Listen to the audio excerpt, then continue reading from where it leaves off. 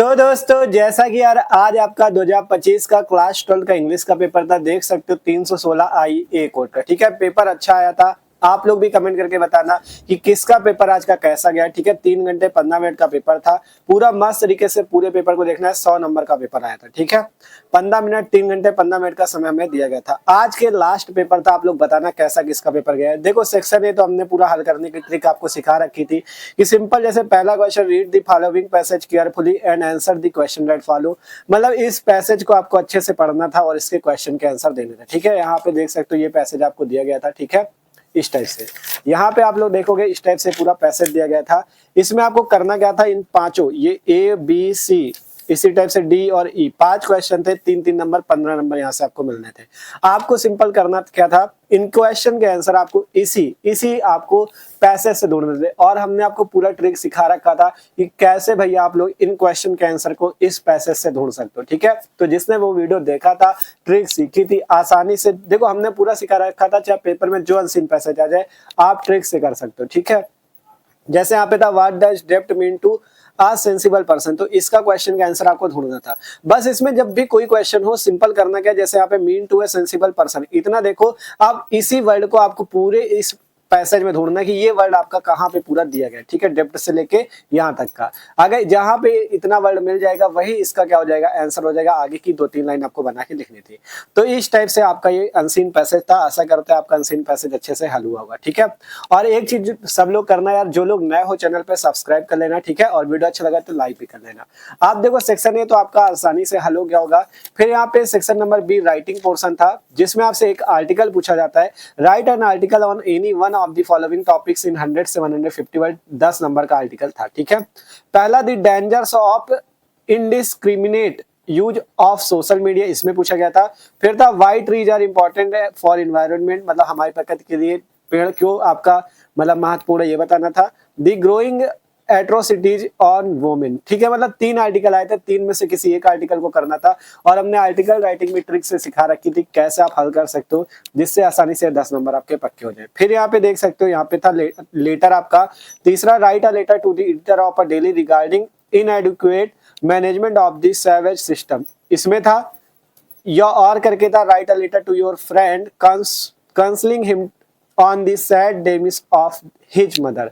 ये 2 लेटर आए थे, दोनों में से एक लेटर आपको अच्छे से कर लेना था। ठीक है, तो इस टाइप से आपका लेटर वाला भी हो गया था।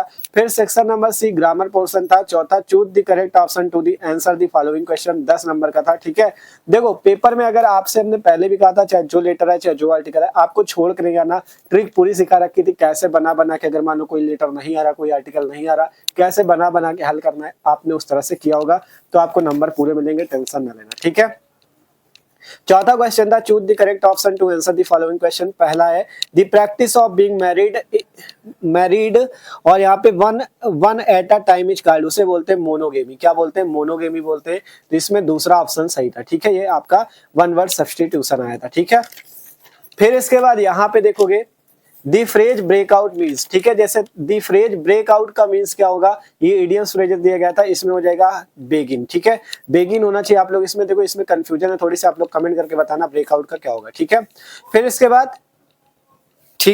बाद जैसे ये था यहाँ पे, इसका बेगिन हो जाएगा। फिर था the synonym of forbid is, forbid का जो सिनोनिम होता है वो होता है प्रोहिबिट। ठीक है, देखो ग्रामर में यार यही होता है, ग्रामर में आपको कहाँ से कौन सा दिया जाएगा उसकी कोई गारंटी नहीं होती, क्योंकि ग्रामर में हर साल मतलब ग्रामर में बच्चे फंसते हैं। ठीक है, तो ग्रामर एकदम अलग ही आ जाती है हर साल।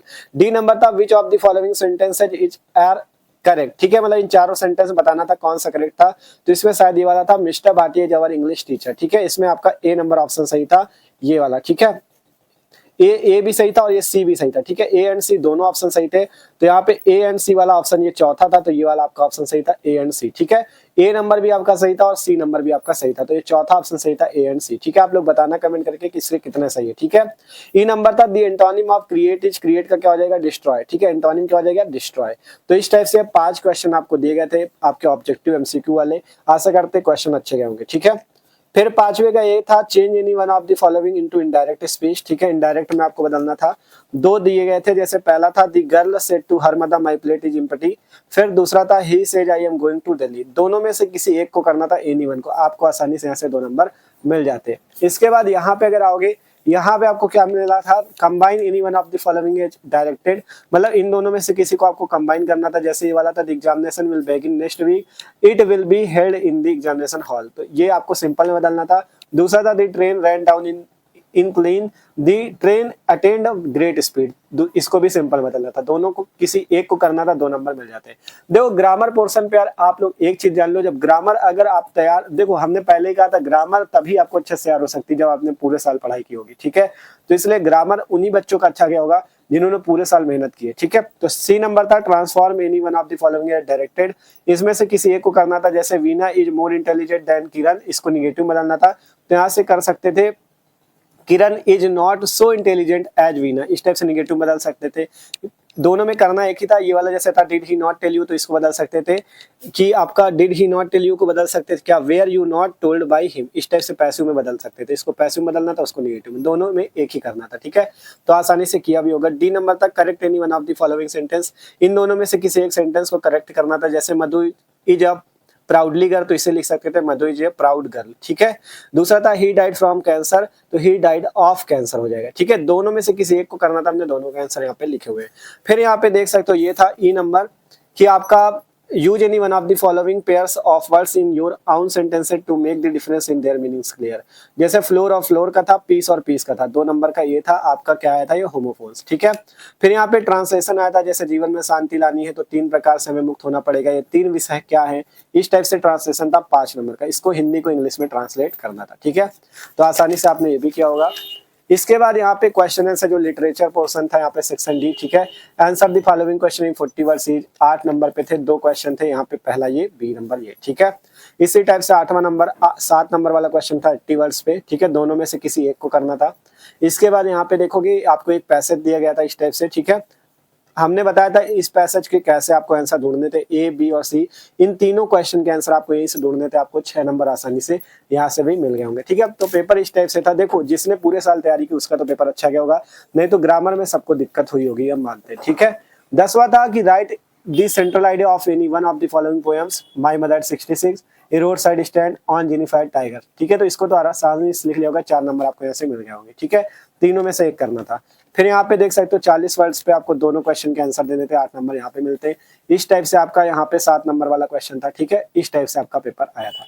तो आशा करते हैं पेपर सबका अच्छा गया होगा। देखो ग्रामर में मानते हैं ग्रामर सबकी शायद जिसने पूरे साल पढ़ा उसकी ग्रामर भी अच्छी होगी, उसको दिक्कत नहीं, लेकिन जिसने पूरे साल पढ़ाई नहीं की, लास्ट में पढ़ाई की, तो उसका शायद ग्रामर खराब हुआ हो, ठीक है। तो आप लोग एक बार कमेंट करके बताना किसका पेपर अंग्रेजी का कैसा गया है, ठीक है। तो आशा करते वीडियो अच्छा लगा होगा तो लाइक कर लेना, और जो लोग नए हो सब्सक्राइब भी कर लेना। तो मिलते हैं।